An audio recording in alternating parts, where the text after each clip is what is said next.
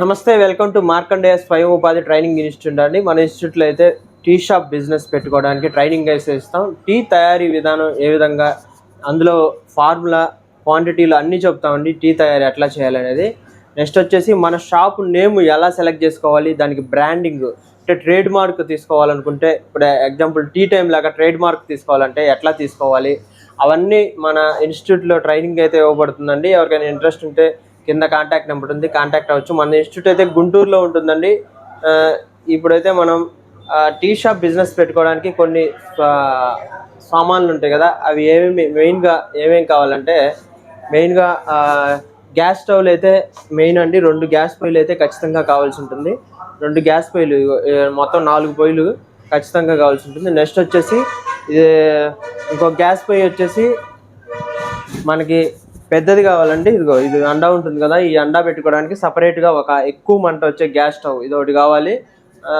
దాని తర్వాత వచ్చేసి నెక్స్ట్ మెయిన్గా చెప్పాలంటే ఇంకా బాయిలరు, ఇది వచ్చేసి బాయిలర్ అండి. బాయిలరు అండా చూసాం కదా ఇప్పుడు అక్కడ పొయ్యి మీద.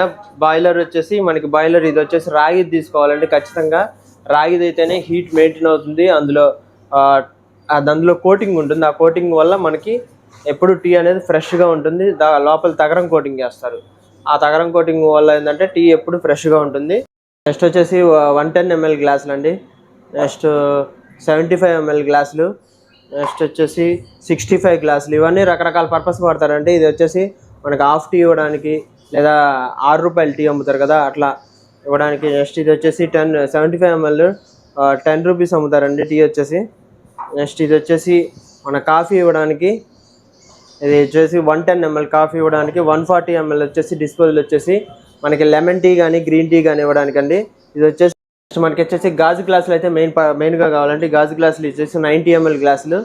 నెక్స్ట్ వచ్చేసి 140 ml గ్లాసులు లెమన్ టీ గ్రీన్ టీ ఇవ్వడానికి, ఇవి కూడా అవసరం అవుతాయి. ఫ్రిడ్జ్ ఒకటి కావాల్సి ఉంటుందండి. మనం టీ షాప్ పెట్టినప్పుడు ఫ్రిడ్జ్ కంపల్సరీగా కావాల్సి ఉంటుంది. ఇట్లాంటి ఫ్రిడ్జ్ ఒకటి కొనుక్కోవాల్సి ఉంటుంది. నెక్స్ట్ ఇట్లాంటి వాటర్ ఉంటుంది, వాటర్ ఫ్రిడ్జ్ ఉంటుంది కదా, ఈ వాటర్ ఫ్రిడ్జ్ వచ్చేసి ఈ వాటర్ ఫ్రిడ్జ్ కూడా కొనుక్కోవాల్సి ఉంటుంది. పంచదార టీ పొడి అయితే కామన్ కదండి, పంచదార టీ పొడి కూడా అవసరం. పంచదార టీ పొడి అనేది మెయిన్ ఎసెన్షియల్స్. నెక్స్ట్ వచ్చి మన ఛానల్ని అయితే సబ్స్క్రైబ్ చేసుకోండి. ఇప్పుడు చూపించాం కదా, వీటి రేట్లు కనుక మీకు అన్నీ తెలియాలంటే కింద డిస్క్రిప్షన్లో లాంగ్ వీడియో ఉంటుంది. ఆ వీడియోలో ఇప్పుడు చూపించిన వస్తువులన్నీ రేట్లు చెప్పుకోవడం ఉంటుంది. ఎవరికైనా ట్రైనింగ్ కావాలంటే కింద కాంటాక్ట్ నెంబర్ ఉంటుంది, సంప్రదించండి. Thank you.